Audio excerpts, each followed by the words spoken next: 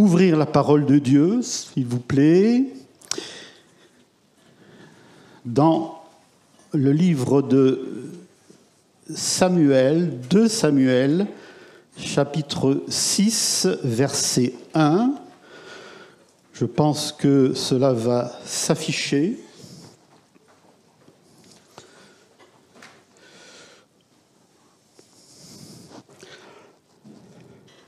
Alors le mieux, c'est que je lise avec vous pour qu'il y ait exactement la même version. 2 Samuel, chapitre 6, verset 1er.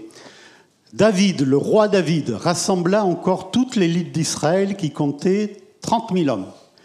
Puis, avec tout le peuple qui était à ses côtés, il partit de Baal, Juda, pour faire monter de là l'arche de Dieu, l'arche de l'Alliance, à laquelle est associé le nom de l'Éternel, le Maître de l'univers qui siège au-dessus d'elle, entre les chérubins. Ils mirent ce coffre, parce que l'arche de l'Alliance est un coffre, le coffre de Dieu sur un char neuf, et l'emportèrent depuis la maison d'Abinadab qui se trouve sur la colline. C'était Uza et Ahio, les fils d'Abinadab, qui conduisaient le char neuf. Ils l'emportèrent donc depuis la maison d'Abinadab qui se trouve sur la colline. Uza marchait à côté de l'arche de Dieu et Ahio devant. David et toute la communauté d'Israël jouaient devant l'Éternel de toutes sortes d'instruments en bois de cyprès, de l'arpe, du luth, du tambourin, du sistre, des cymbales. Lorsqu'ils furent arrivés à l'aire de battage de Nacon, Uza tendit la main vers l'arche de Dieu et la retint, parce que les bœufs la faisaient pencher. La colère de l'Éternel s'enflamma contre lui, et Dieu le frappa sur place à cause de sa faute. Et on verra pourquoi. Ça paraît étonnant, tout ça. Uza mourut là, près de l'arche de Dieu. David fut troublé. Nous aussi, enfin, on peut être troublé aussi par rapport à ça. De ce que l'Éternel avait infligé une telle punition à Uza. Et cet endroit est appelé jusqu'à aujourd'hui Péretz Uza. David eut peur. Il eut peur de l'Éternel ce jour-là. Et il se dit, comment l'arche de l'Éternel pourrait-elle entrer chez moi ?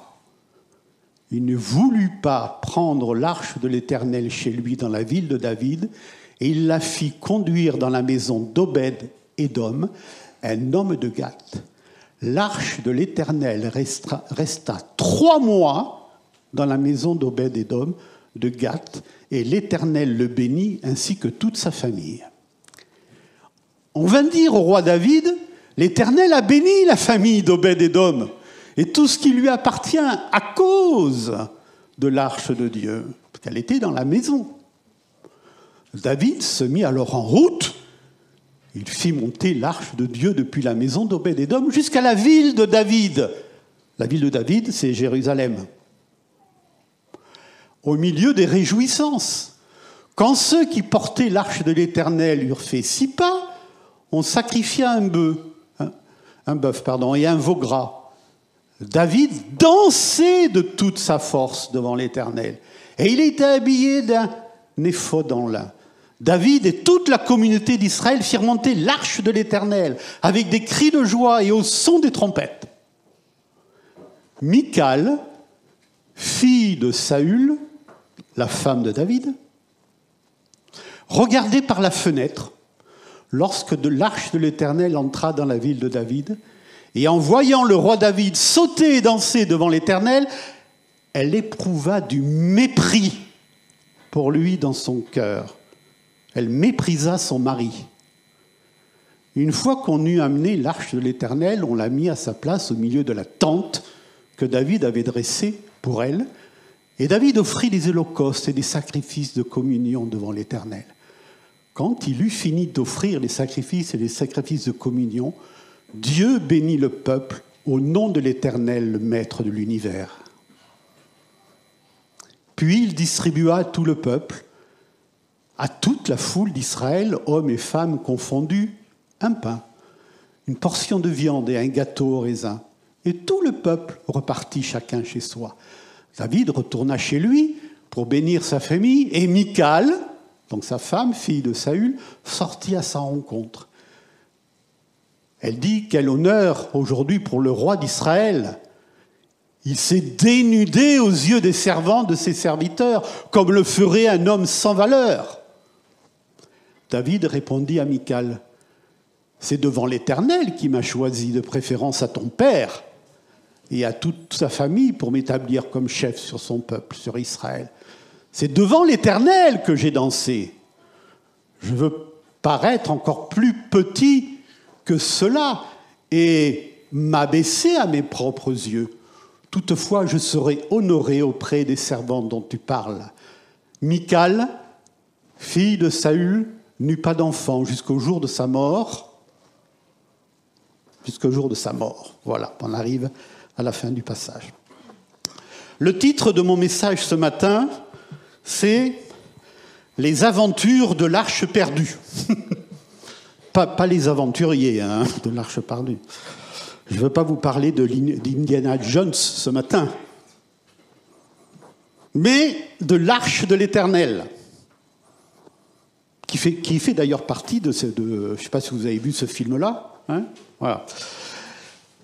Avec un message spirituel.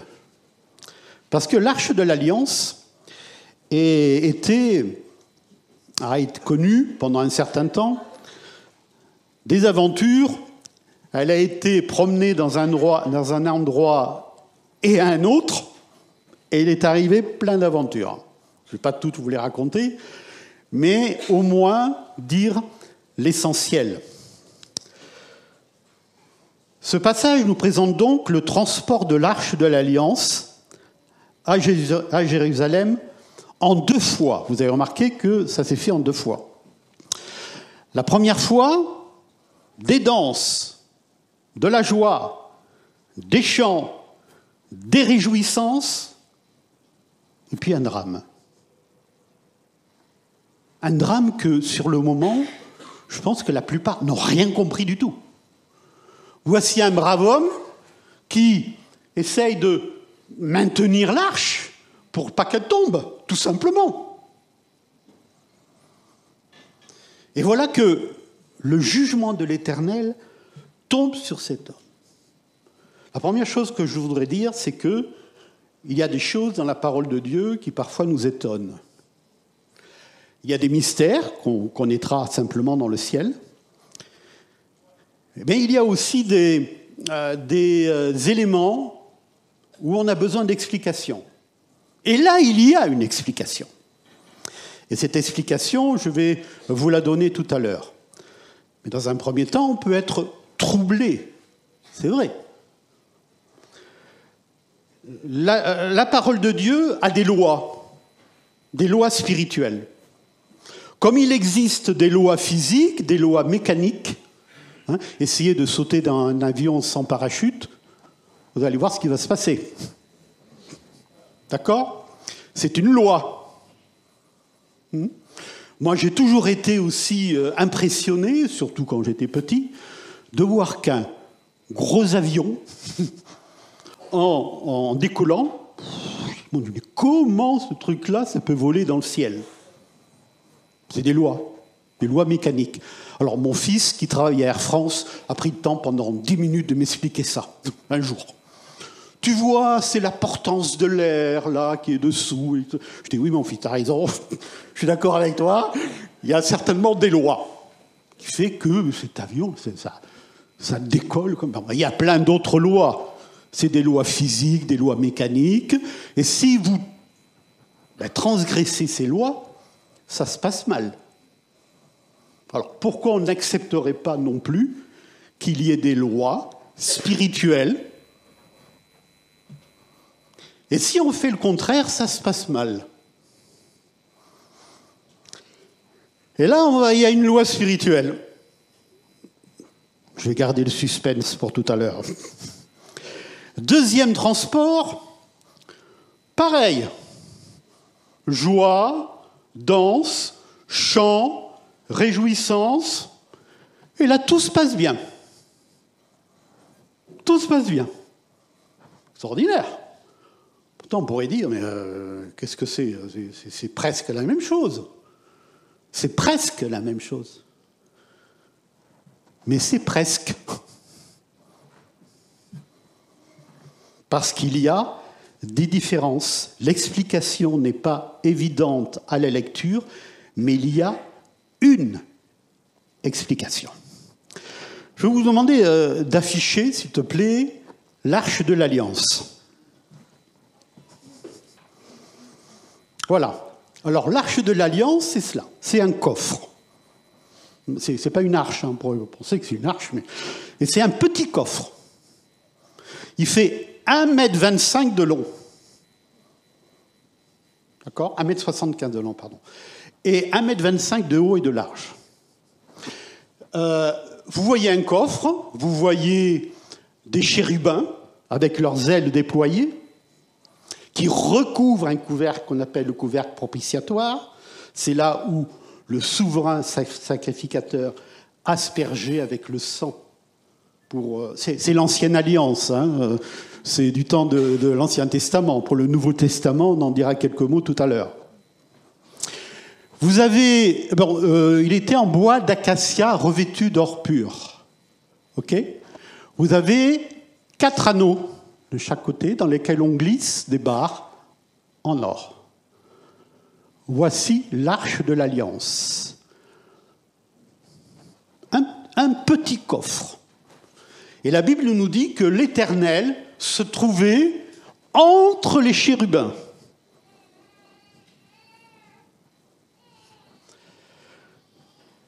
Alors, il faut bien se mettre dans l'esprit de l'époque, et là je vais vous demander de faire un effort, ce n'est pas toujours facile. Pour les Juifs, et encore aujourd'hui, surtout pour les Juifs orthodoxes, c'est un objet sacré, mais vraiment complètement sacré. Dans le Saint des Saints, une fois par an, le souverain sacrificateur venait tout tremblotant déposer ce qu'il avait à déposer. C'est le lieu de la présence de Dieu. L'arche, c'est pour nous, aujourd'hui, si on veut faire une comparaison, eh bien, ce qu'on a fait tout à l'heure, le repas du Seigneur. Sauf que nous, on peut se présenter librement devant le Seigneur. Le Seigneur a ouvert pour nous une route nouvelle et vivante par le moyen de son sang. Et nous pouvons librement nous tenir devant la présence de Dieu. Amen. Ça, c'est le Nouveau Testament, par le sang de Jésus-Christ.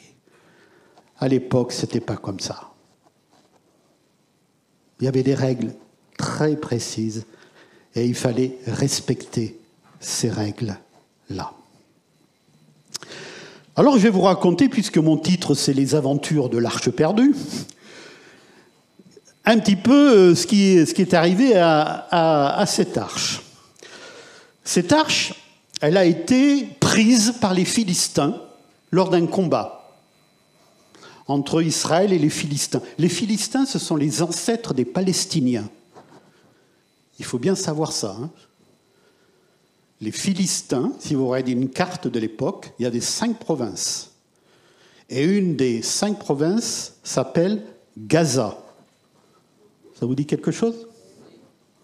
D'accord. Donc, il y avait 5 provinces. Les Philistins, c'est les gens de la mer. Et d'ailleurs, le terme palestinien a été créé en référence avec les Philistins. Si vous voyez de quelle manière on a donné le nom palestinien, vous verrez cette histoire-là. Bon, ça remonte à plusieurs dizaines d'années. Donc l'arche a été prise. Le sacrificateur Élie, pour ceux qui connaissent bien ce passage-là, et ses 2 fils, Ophni et Finès, ont été tués lors d'une bataille. Parce que figurez-vous que Ophni et Finès n'étaient pas du tout à la hauteur de la situation. Ils couchaient avec des femmes à l'entrée du tabernacle. Quand même, il faut le faire. Dans la présence de Dieu, quoi. Donc Dieu n'était pas du tout d'accord par rapport à cela. Et il y a eu une bataille, hein, où d'ailleurs l'arche était présente, parce que tout le monde croyait que l'arche était une garantie de succès. Comme on avait l'arche avec nous, rien ne pouvait nous arriver. Ah ben, c'est que oui, ils ont été battus à plat de couture. Donc on verra tout à l'heure autre chose par rapport à ça. Et Ophni et Finès ont été tués sur le champ de bataille. Et Élie, le sacrificateur Élie, en apprenant la nouvelle, eh bien, il est tombé de sa chaise et il est mort. Donc les Philistins ont l'arche. Ils l'amènent dans leur ville et dans la maison de leur idole. Leur idole s'appelle Dagon.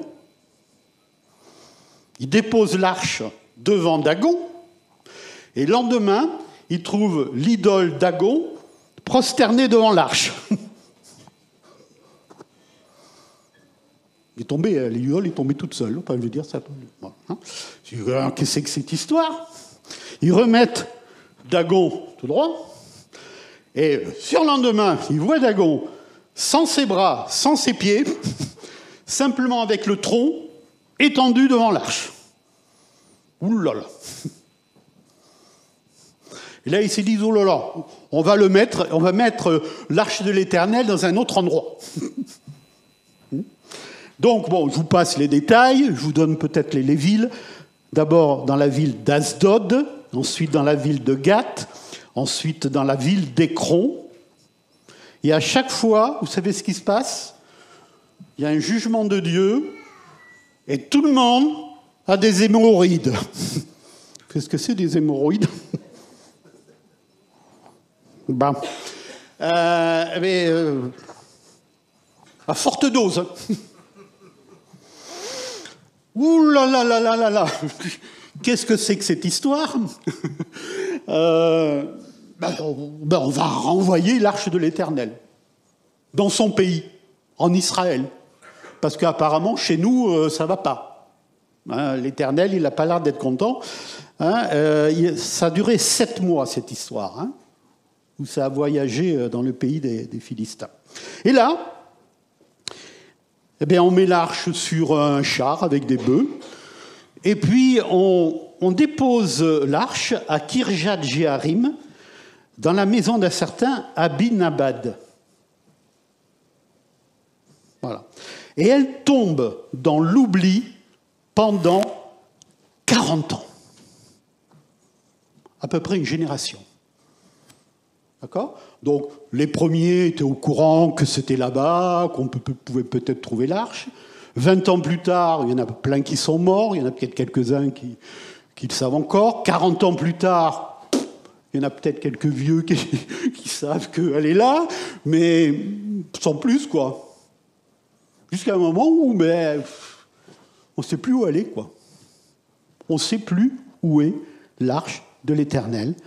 Et pendant tout le règne du roi Saül, alors le roi Saül, c'est le premier roi d'Israël. C'est celui qui a été juste avant David. Avant David, il y avait un roi qui s'appelait Saül.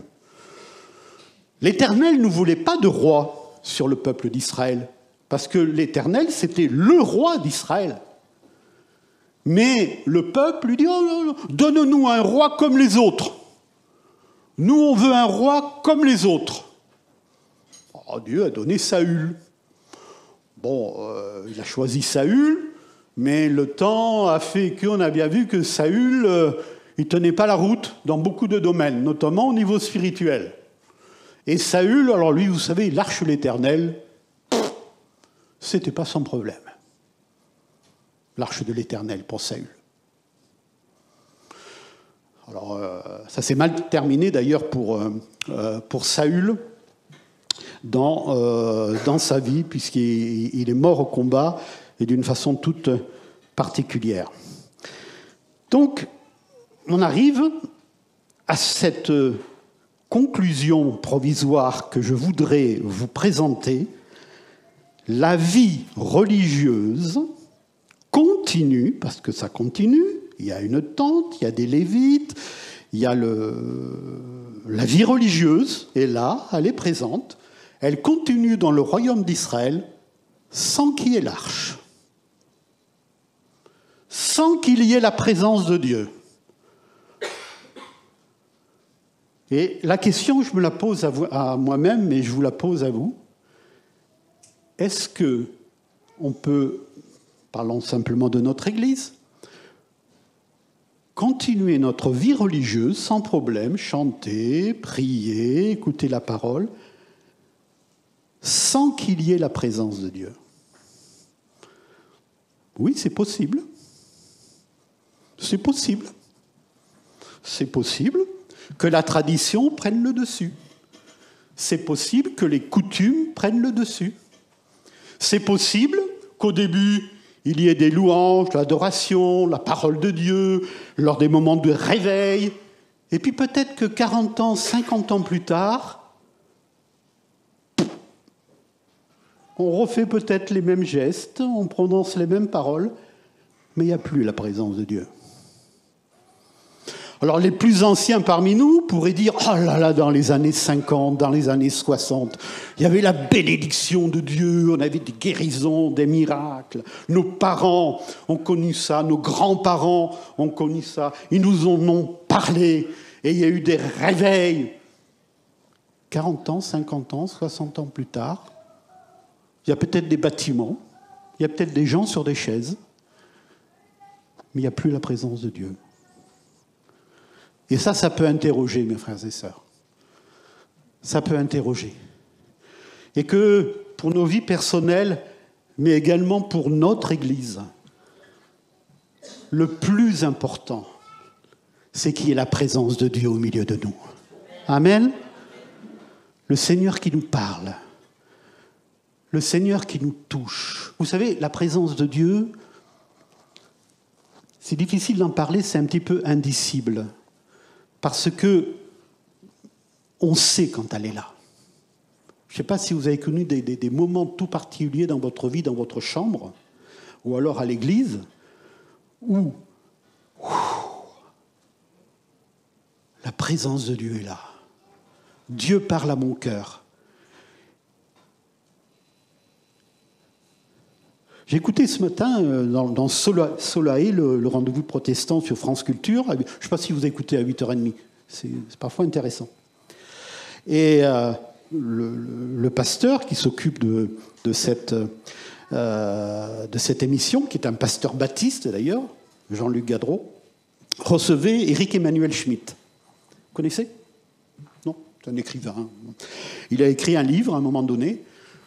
Alors, je ne sais pas, moi je ne suis pas là pour juger la vérité de ce qu'il dit ou pas, enfin je le crois. Il dit qu'il a vécu un jour une expérience spirituelle je l'ai lu le livre, hein, je ne me rappelle plus du titre, une expérience spirituelle très forte. Il a été comme un petit peu une extase dans sa vie, hein. C'était une nuit, et il était en voyage, et il dit carrément qu'il a rencontré le Seigneur.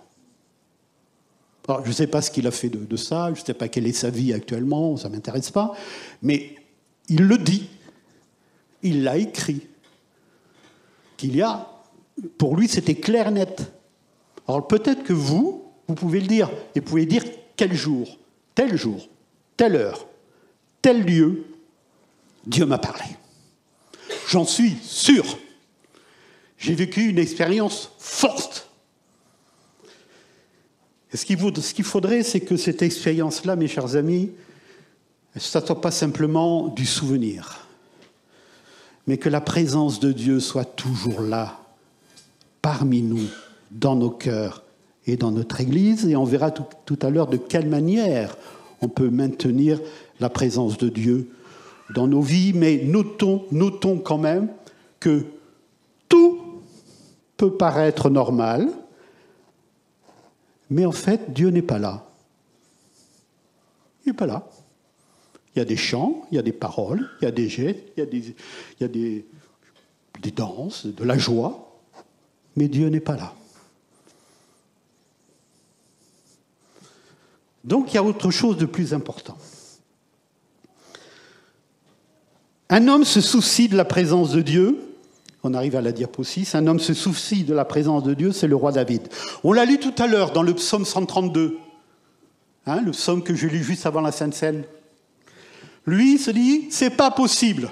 Moi, il faut absolument que l'arche de l'Éternel soit chez moi. Je ne peux pas vivre sans la présence de Dieu. Alors lui, c'est autre chose que Saül, hein. Parce que c'était un homme selon le cœur de Dieu, David. Il a fait des fautes dans sa vie, notamment quand même une grande gravité, ça a été un meurtrier. Il a fait tuer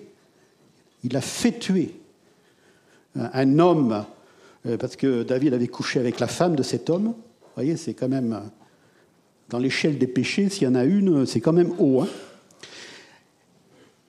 Mais lui, David, c'était un homme qui aimait la présence de Dieu. Et lorsque Dieu lui parlait, il était touché par la présence de Dieu. D'ailleurs, il y a un psaume merveilleux où il se repent de son péché. La Bible dit que c'était un homme selon le cœur de Dieu, parce qu'il voulait la présence de Dieu. Il avait bâti Jérusalem, parce que c'est la cité de David, Jérusalem. Hein. Mais pour lui, ce n'était pas assez. Il fallait que Jérusalem demeure la cité de Dieu. Et pas simplement la cité de David. Donc il fallait absolument pour lui que l'arche puisse être à Jérusalem. On va lire le psaume, on va relire, mais une partie simplement, du psaume 132, ou un chronique peut-être, je ne sais pas quel est l'ordre.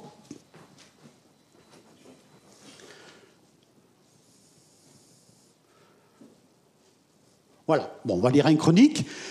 C'est un autre récit de ce qu'on a lu tout à l'heure, mais c'est à peu près la même chose. Hein.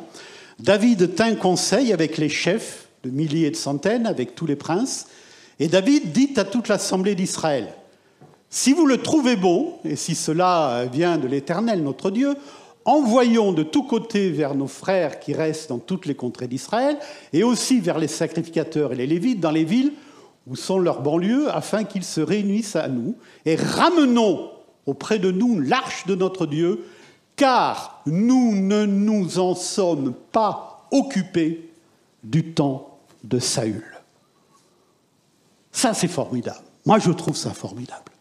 Un homme qui, à un moment donné, dit « Eh bien, on a fait une erreur.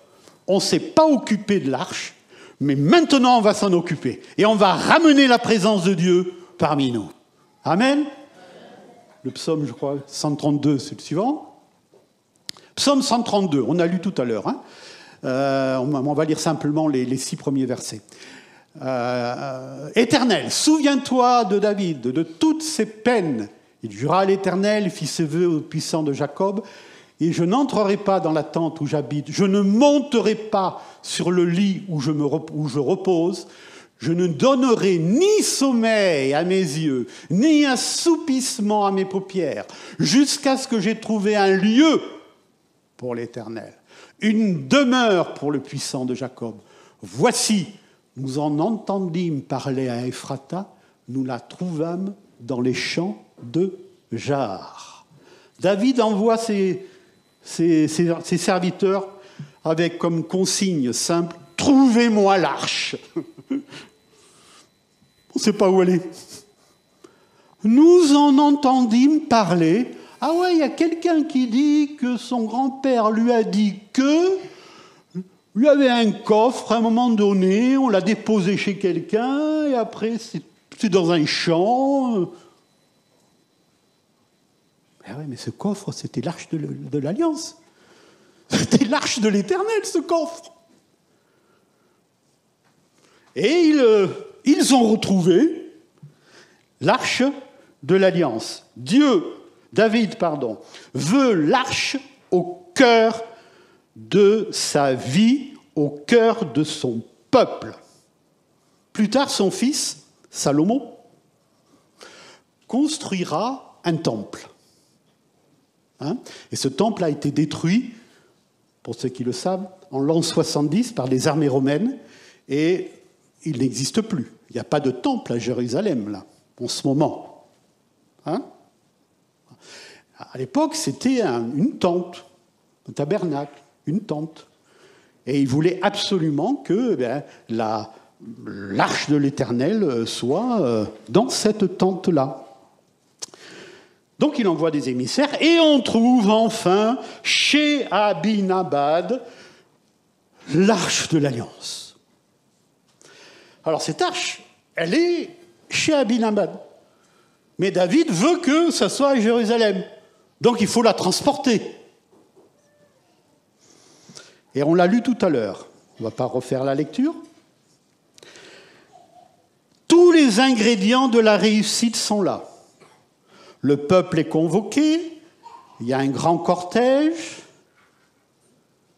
il y a de la joie, on met l'arche de l'Alliance sur un char bien attelé, avec des bœufs, les 2 fils d'Abinadab conduisent les bœufs, à un moment donné, peut-être qu'il y a un gros caillou, ou un nid de poule, comme on dit, et puis ça commence à pencher. Et le brave Uza, peut-être que moi j'aurais fait pareil, lui, il veut retenir l'arche, il ne faut pas qu'elle tombe. Ça part d'un bon sentiment, vous êtes d'accord avec moi? Bon. Sauf qu'il est frappé par l'Éternel. Waouh! Alors là, je peux vous dire que la fête, elle s'est arrêtée net. Plus de fête. Et l'incompréhension totale. Telle sorte que David était irrité et il a pris peur. Comment l'arche de l'Éternel va pouvoir rester chez moi? C'est pas possible. Et on arrive à une situation où David aurait peur de la présence de Dieu. En fait, c'est ça. Alors peut-être, mes frères et sœurs, êtes-vous, peut-être ça concerne que quelques-uns ce matin, peut-être que quelques-uns ce matin ont peur de la présence de Dieu. Parce que quand Dieu est présent, il parle. Et quand Dieu est présent, il dit des vérités. Et des vérités que peut-être on n'a pas envie d'entendre.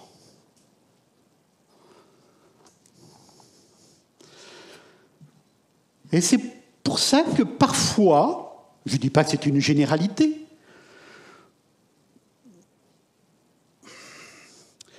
on se donne bonne conscience en créant des ambiances où on se dit, là, il y a la présence de Dieu. Mais c'est des ambiances. Parce que là, c'est une ambiance festive. Tout le monde est dans la joie. Mais la présence de Dieu n'y est pas. Et Dieu frappe.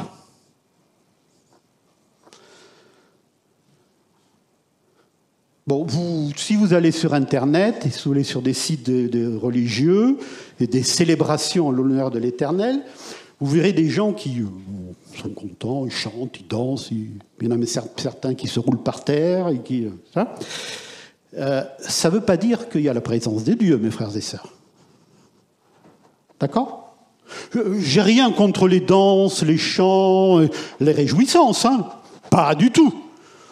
Même si un jour, si vous me voyez sauter sur ma chaise, vous pourrez dire, Marc, quand même, il y a un problème là. Parce que c'est pas mon style, pour ceux qui me connaissent. D'accord? Mais qu'il y ait de la réjouissance dans l'église du Seigneur, moi, ça ne me pose pas de problème. Tant que c'est dans la dignité. Moi, ça ne me pose pas de problème. Par contre, c'est mieux qu'il y ait autre chose. Et on va voir quoi. Peut-être que certains déjà ont compris. Hein. Donc, pendant 3 mois, l'arche reste chez le brave Abinadab et Dieu bénit sa maison. La deuxième fois, 3 mois après, donc, on dit à David, écoute David, Dieu bénit la maison d'Abinadab, quand même, peut-être qu'il y a des choses qu'on n'a pas compris, quoi, parce que lors du premier transport de l'arche, on n'a peut-être pas fait les choses comme il fallait. Et c'est là où David consulte les Lévites, les hommes chargés de faire appliquer la loi, Et il se rend compte que l'arche de l'Éternel doit être transportée sur les épaules des Lévites. Et ne doit pas être mis sur un arche avec des bœufs. Parce que si on met l'arche de l'Éternel sur un char avec des bœufs, on fait comme les Philistins. Parce que les Philistins, ils ont conduit l'arche de l'Éternel dans la maison d'Abinadab de cette manière-là, avec un char et des bœufs. Alors, ce que Dieu peut tolérer de la part des Philistins, parce qu'apparemment ils n'ont pas été frappés, les Philistins, il ne tolère pas de son peuple. Parce que son peuple doit savoir. Et son peuple doit mettre en pratique. D'accord ? Donc le second transport de l'arche, il y a le texte, je crois, hein, c'est dans 1 Chronique, chapitre 15, verset 11. Voilà. David appela les sacrificateurs, vous voyez, les sacrificateurs, hein, Lévites, hein, Tsadok et Abiatar, et les Lévites, Uriel, Asija, Joël, Shemacha, Eliel et Abidbad, et il leur dit, vous êtes les chefs de famille des Lévites, sanctifiez-vous, vous et vos frères, et faites monter à la place que je lui ai préparée l'arche de l'Éternel, le Dieu d'Israël. Parce que vous n'y étiez pas la première fois. L'Éternel, notre Dieu, nous a frappés, car nous ne l'avons pas cherché selon la loi.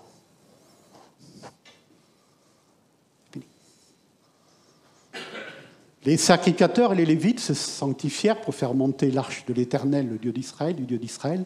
Les fils des Lévites portèrent l'arche de Dieu sur leurs épaules, avec des barres. Vous rappelez la photographie tout à l'heure, il y avait des barres. Hein, donc il y avait 4 Lévites qui portaient les barres. Il y avait 2 grandes barres, hein, mais il y avait 4 personnes. Et c'était des Lévites qui devaient porter. Ce n'était pas n'importe qui, c'était une famille bien précise. Ok, voilà. On revient au texte, s'il te plaît. Sur leurs épaules, avec des barres, comme Moïse l'avait ordonné d'après la parole de l'Éternel. David dit aux chefs des Lévites de disposer leurs frères, les chantres avec des instruments de musique, des luttes, des harpes, des cymbales, qu'ils devaient faire retentir de sons éclatants en signe de réjouissance. Alors ça n'a pas changé. Il y a toujours la fête, il y a toujours les chants, il y a toujours les danses. Mais là, il y a autre chose. La loi de l'Éternel est respectée. Amen. La parole de Dieu est respectée. Mes frères et sœurs, ce que je voudrais vous dire ce matin, bien sûr, je me suis dit à moi-même et je continue de me dire à moi-même, la joie, l'enthousiasme, les danses, les chants ne suffisent pas.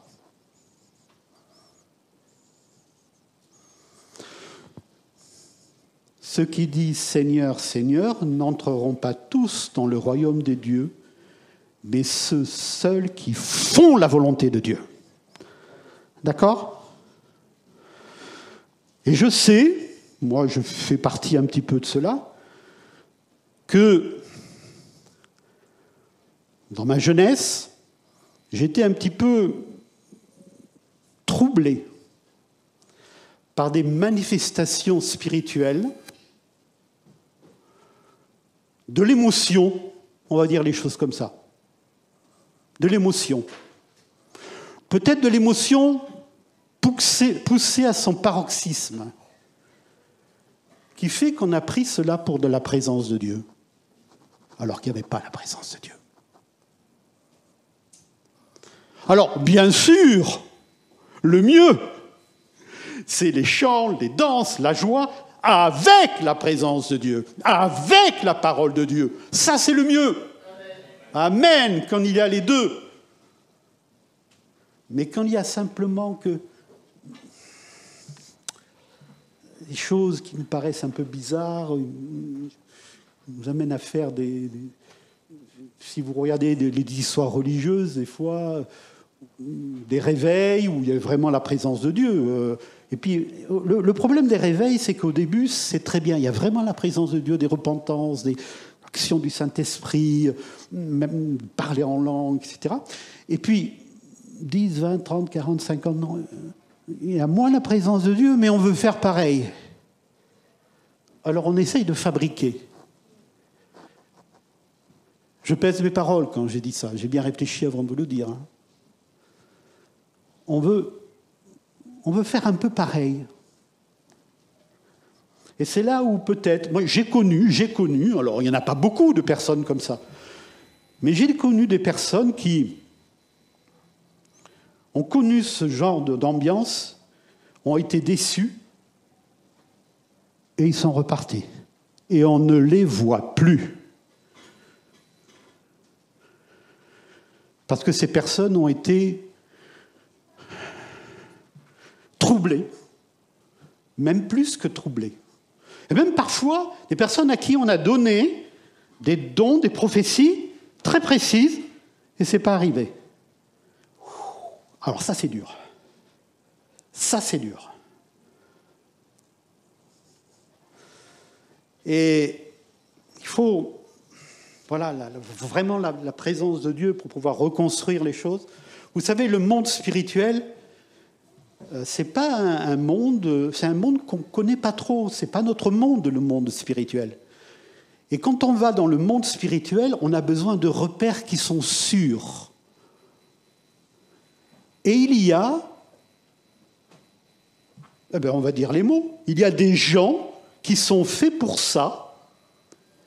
C'est les docteurs de la loi, les pasteurs, les enseignants, qui annoncent la parole et qui disent là où le chemin est sûr. Vous savez, la responsabilité d'un pasteur, pour nous, et de responsable de l'Église, notre responsabilité, puisque je me mets dans le lot, est forte et grande. Parce qu'on essaye de montrer le chemin qui est sûr. Le chemin de la parole de Dieu. Et par ça, il faut faire preuve de discernement, parce que tous les esprits ne viennent pas de Dieu. La preuve, c'est que dans le Nouveau Testament, il est dit « discernez les esprits ». Il faut faire preuve de jugement. Il faut faire fonctionner les neurones. Et le mieux, c'est de faire fonctionner les neurones spirituels. Ça sera encore mieux. Et les neurones spirituels, ça s'entretient par des synapses, des connexions qu'on trouve en lisant la parole de Dieu. Et là, tout se passe bien. Tout se passe bien parce qu'on a obéi à la parole de Dieu. Mais la première fois, David, vous savez ce qu'il a fait ? David, il a fait confiance à Abinadab et à ses fils, qui s'étaient certainement autoproclamés spécialistes de l'arche. Ah ben, nous, ça fait 40 ans que c'est dans notre famille, donc on sait comment ça fonctionne. On sait comment c'est arrivé. Il y avait un char, il y avait des bœufs, les Philistins les ont amenés là. Nous, on sait comment il faut faire pour transporter l'arche. Donc David, lui, il a fait confiance à ceux qui s'étaient autoproclamés spécialistes de l'arche. Nous, on sait. Et vous savez, il y en a comme ça, comme dit notre pasteur, des prédicateurs intersidérales. Ils ont toujours des prophéties. Alors, il y a des prophéties qui viennent de Dieu. Amen. Et il y a des prophéties qui ne viennent pas de Dieu, mes chers frères et sœurs. Ils ne viennent pas de Dieu. Voilà. Et c'est pour ça que la Bible dit de discerner les esprits. La Bible dit qu'il faut lire la parole de Dieu. Il faut faire confiance à des responsables qui ont été choisis par l'Éternel. ils peuvent se tromper, hein, évidemment. C'est pour ça que dans une église, mes frères, j'en ai souvent parlé, mais je le redis pour ceux qui ne l'ont pas entendu, dans une église, le mieux, c'est une direction collégiale. Parce qu'on se soumet mutuellement les uns aux autres. Hein, quand il y a un seul chef qui commande et le chef veut avoir une seule tête, il va y avoir des problèmes. Il va y avoir des problèmes. La Bible nous dit qu'il faut se soumettre les uns aux autres. On a chacun notre ministère, on a chacun notre libre arbitre, et le fait de pouvoir parler, de dire quand on n'est pas d'accord, hein, on peut le dire simplement, dans la foi, gentiment, hein, mais la soumission mutuelle, c'est important. Alors, il faut être sur le terrain de la parole de Dieu. David, après consultation, a vu qu'il s'était trompé. Et il a dit, mince! Et je pense que David, mes frères et sœurs, devait avoir la mort d'Usa sur sa conscience. Ben ouais. Parce que Usa, celui qui voulait retenir l'arche, là, je pense que David, dans son cœur, il est mort à cause de moi. Ouais. Peut-être que ça parle à quelques-uns ce matin, là, peut-être dans leur vie, quelqu'un qui est mort à cause d'eux. Le Seigneur est là, il est là pour consoler, il est là pour bénir, et il est là pour pardonner, mes frères et sœurs. Être et demeurer sur le terrain sûr de la parole de Dieu. Alors on va lire je vais vous demander de les afficher s'il vous plaît, 3 textes courts qui nous parlent de la parole de Dieu dans le Nouveau Testament. Jean 4, verset 23. L'heure vient, et elle est déjà venue, où les vrais adorateurs adoreront le Père en esprit et en vérité, car ce sont là les adorateurs que le Père demande. Dieu est esprit, et il faut que ceux qui l'adorent en esprit et en vérité. Le premier transport de l'arche, c'était certainement bon état d'esprit. Formidable, la joie, les réjouissances, etc. Le deuxième transport de l'arche, esprit et vérité. Vous savez, ce n'est pas simplement que l'esprit ou la vérité, c'est l'esprit et la vérité. Il faut qu'il y ait les deux. Deuxième texte, s'il te plaît, toujours dans la même veine, Jean chapitre 1, verset 16, « Nous avons tous reçu de sa plénitude et grâce pour grâce. La loi a été donnée par Moïse, la grâce et la vérité sont venues par Jésus-Christ. » La grâce et la vérité. Les deux, la grâce et la vérité. C'est pour ça que lorsque, et là j'en arrive peut-être à quelque chose de beaucoup plus concret pour nous au niveau du Nouveau Testament, c'est le fait que lorsqu'on se tourne vers le Seigneur, il y a une expérience, le Saint-Esprit nous touche, et il y a la grâce de Dieu. Eh bien ensuite, il faut entrer sur le chemin de la vérité. On ne peut pas se contenter simplement de faire une expérience forte, il faut aller plus loin. La vérité. La vérité, c'est de commencer peut-être certainement par se faire baptiser pour obéir, et ensuite avoir une vie de vérité, où on se conforme à la parole de Dieu dans notre vie. Avant, on faisait de telle manière, après, on fait différemment. Avant, on pouvait peut-être un petit peu mentir, ou alors s'arranger avec la vérité. Après, c'est différent. Avant, on pouvait laisser libre cours parfois à notre caractère impétueux. Après, on demande au Seigneur de nous aider. Et dire, Seigneur, aide-moi dans mon caractère, dans ma vie avec toi. Avant, la vie d'église, vous ne savez même pas ce que c'était. Après, on se dit, je vais appliquer mon cœur et ma vie à une certaine discipline en venant à l'église le plus possible le dimanche matin, au moins le dimanche matin. J'ai dans ma vie je suis là pour juger personne. Parfois on a des difficultés transitoires, parfois un peu longues, et parfois, bon, il y a la famille, il y a les vacances, il y a le travail, etc. Mais j'essaie, dans la mesure du possible, de venir voir mes frères et mes sœurs dans l'église. D'accord ? Voilà. Il y a un avant et il y a un après. Je crois qu'il y a un troisième texte. L'amour de Dieu, 1 Jean, chapitre 5, verset 3, l'amour de Dieu consiste à garder ses commandements. Et ces commandements ne sont pas pénibles, parce que tout ce qui est né de Dieu triomphe du monde. Et la victoire qui triomphe du monde, c'est notre foi. Qui est celui qui a triomphé du monde, sinon celui qui croit que Jésus est le Fils de Dieu ?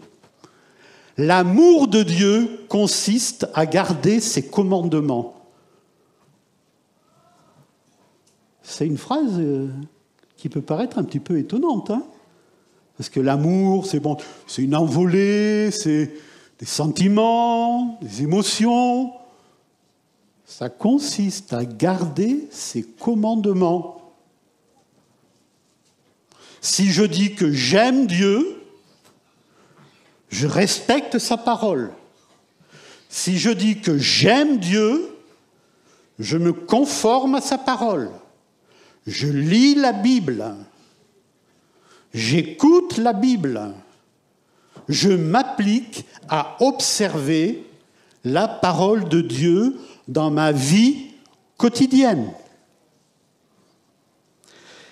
Et pour ce qui concerne la vie d'Église, on va afficher un autre verset, puis on va mettre en évidence 4 points qui sont très simples, hein, que vous connaissez pour la plupart, mais qu'il est toujours bon de se rappeler. C'est dans Actes au chapitre 4.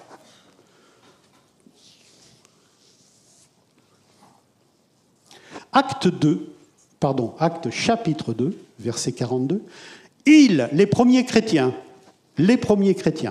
persévéraient dans l'enseignement des apôtres, dans la communion fraternelle, dans la fraction du pain et dans les prières. La crainte s'emparait de chacun, et il se faisait beaucoup de prodiges et de miracles par les apôtres. Tous ceux qui croyaient étaient dans le même lieu, et ils avaient tout en commun. 4.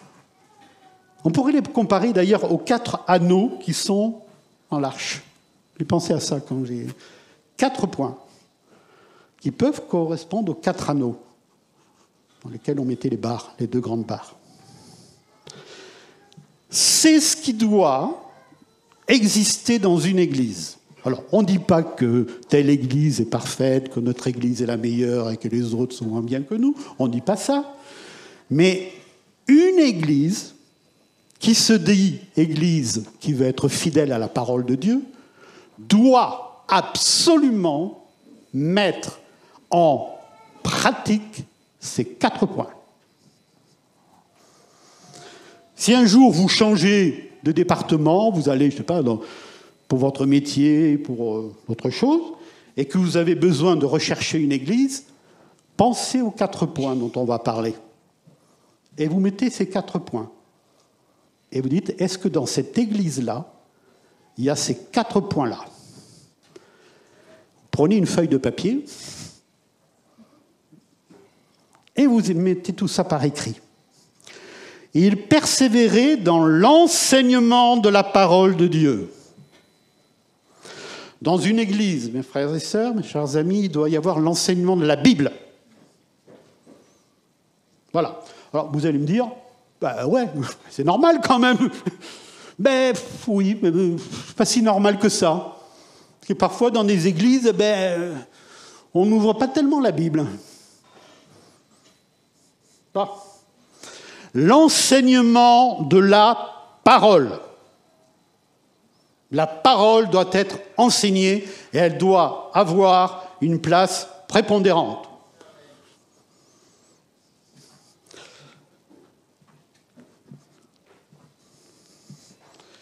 Parfois, on réserve peut-être un petit quart d'heure. Des fois, on me dit, Marc, tu es parfois trop long. Des fois, tu prêches 50 minutes ou 1 heure. C'est vrai. Mais on doit quand même réserver une part importante à la parole de Dieu. Prêcher 5-10 minutes, c'est bien. Il y en a qui y arrivent, moi j'y arrive pas. Et parmi nous, parmi tous les prédicateurs dans cette église, on passe un certain temps quand même à enseigner la parole de Dieu, et il faut le faire. Voilà. Le deuxième point, la communion fraternelle. Alors qu'est-ce que c'est la communion fraternelle? Ben voilà, c'est le fait de se réunir. C'est des rencontres où on profite de la communion fraternelle. Alors, ça peut être lors de réunions, mais ça peut être aussi lors de réunions un peu plus conviviales. Des groupes de maison, des groupes de prière, des rencontres entre plusieurs chrétiens pour prier le Seigneur. Ça peut être des repas. C'est pour ça que on a mis un comptoir là-bas où on peut parler autour du bar. Il y en a des bars autour du comptoir. Mais c'est bien, c'est convivial. C'est la communion fraternelle. J'aime bien faire des petites blagues. Une fois, j'ai dit à celui qui était derrière le comptoir, « Un whisky, s'il te plaît. » Il m'a regardé. J'ai dit, non, c'est une blague. Mais c'est vrai que ce sont des moments conviviaux, la communion fraternelle. Si dans une église, on ne met pas la communion fraternelle également parmi les 4 points, ça ne va pas. Il faut qu'il y ait la communion fraternelle. Le troisième point, le repas du Seigneur. Alors là, le repas du Seigneur,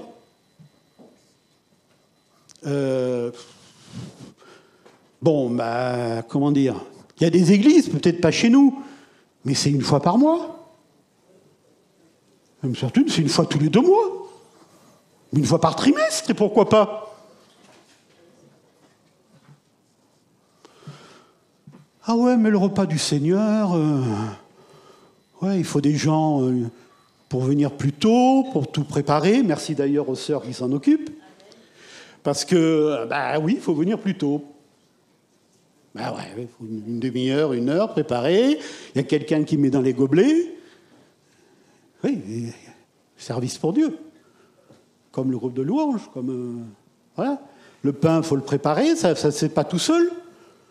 Et une fois, j'ai entendu un pasteur dire, oui, mais c'est difficile parce qu'il n'y a personne pour préparer. Il y a un problème là quand même. Moi, en tant que pasteur, si j'étais pasteur, je serais venu 1 heure avant et je l'aurais préparé. Parce que, le repas du Seigneur. Alors bien sûr, mes frères et sœurs, on pourrait dire c'est un rite, c'est une tradition, mais c'est dans nos têtes tout ça. C'est dans nos têtes, rite, tradition, tout. C'est surtout un acte d'obéissance à la parole de Dieu. Nous prenons ensemble le repas du Seigneur, la fraction du pain. Et nous le faisons avec sérieux, avec joie. Et c'est des moments où nous pouvons prier les uns pour les autres. Voilà un point essentiel. Et les prières. Les prières. Prier les uns pour les autres, prier de tout notre cœur, des réunions de prière, des temps de prière. On a des temps de prière à la maison, mais là, ce sont des temps de prière en commun. Et dans une église, il doit y avoir des temps de prière. Et là, peut-être, on peut, en tant qu'Église, et chacun pour soi, se battre un petit peu la coulpe et dire peut-être qu'on ne prie pas assez. Voilà. Mais c'est à nous de réagir et dire, Seigneur, les temps de prière, c'est important. Il persévérait. Alors, j'ai regardé, je ne connais pas le grec, j'ai simplement ouvert un livre. Il persévérait, ça veut dire, alors, c'est en 2 mots, pros cartereo, en direction de la constance, de la fermeté et de l'assiduité. Il persévérait. C'est-à-dire que c'était pour eux un objectif Premier. Il y avait des difficultés, mais il persévérait. Ce n'était pas pendant une semaine, ce n'était pas pendant 15 jours, ce n'était pas pendant un mois. Il persévérait. Et je crois qu'on doit faire ça. On doit persévérer. Même si c'est difficile. On le fait de tout notre cœur. Comme les premiers chrétiens. On persévère dans ces 4 points. Je vais terminer par l'attitude de Michal. 1 Chroniques 15, 29. Vous savez, la femme de David. Bon, qui n'avait pas une attitude très amicale. Voilà, c'est facile. Alors, l'attitude de Michal. Pas très amicale, même plus que ça d'ailleurs, puisqu'elle a méprisé son mari. Bon, dans l'autre sens aussi, c'est pas bien. Hein. Quand l'homme méprise sa femme, c'est pas bien non plus. Hein. 1 Chroniques 15. Comme l'arche de l'alliance de l'Éternel entrait dans la cité de David, Michal, fille de Saül, regardait par la fenêtre, et voyant le roi David sauter et danser, elle le méprisa dans son cœur. Elle méprise son mari parce que il chante, il danse, et selon elle, il se met au rang des serviteurs. Et ça, c'est pas bien, quand on est roi quand même, de mettre au rang des serviteurs. Et elle le méprisa dans son cœur. Alors j'ai réfléchi un petit peu à l'attitude de Michal, et il nous est dit qu'elle regardait par la fenêtre. Vous voyez, Michal, c'est un peu... Je vais y aller un peu fort. Hein. Le chrétien dans l'Église qui est là dans son poste d'observation. Et il observe.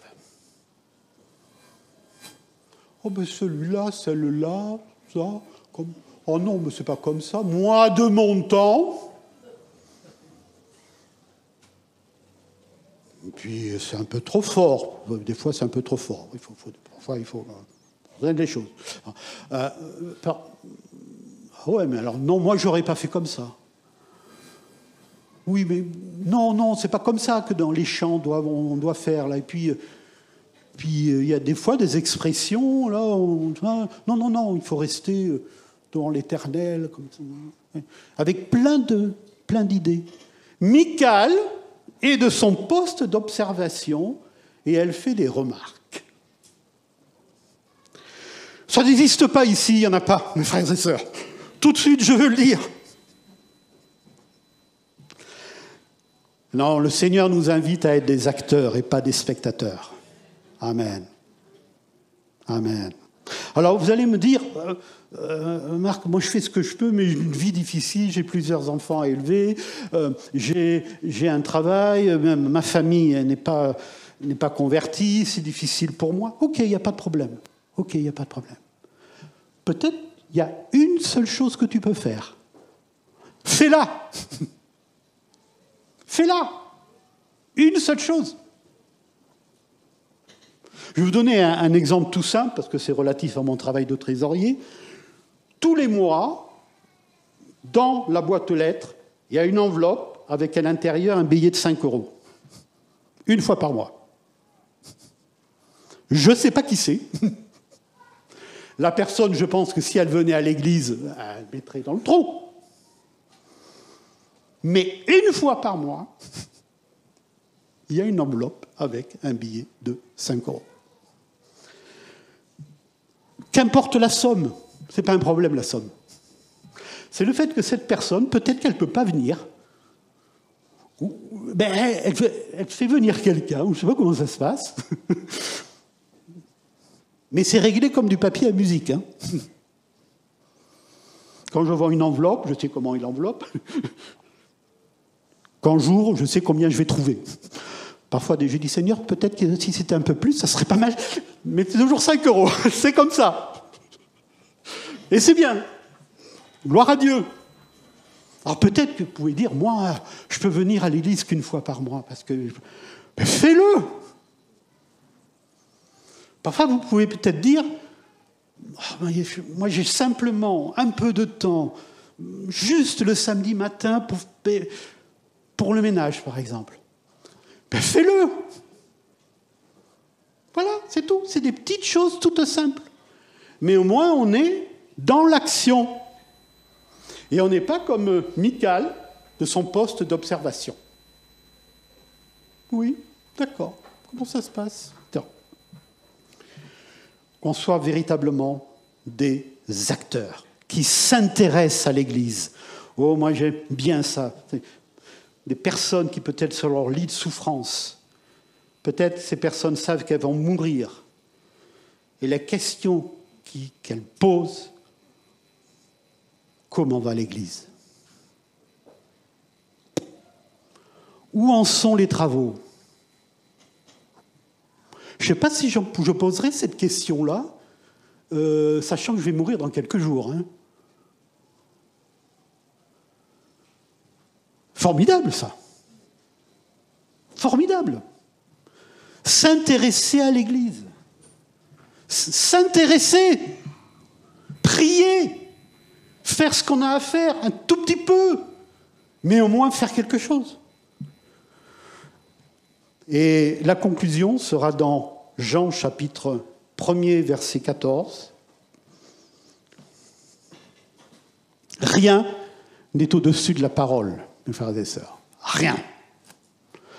Jean 1, verset 14. La parole a été faite chair et elle a habité parmi nous pleine de grâce et de vérité. Et nous avons contemplé sa gloire, une gloire comme la gloire du Fils unique venu du Père. Le Fils unique venu du Père, c'est Jésus-Christ. Il a apporté la grâce et la vérité. Rien n'est au-dessus de la parole de Dieu. La parole de Dieu est éternelle. Le monde passera, mais la parole de Dieu demeure éternellement.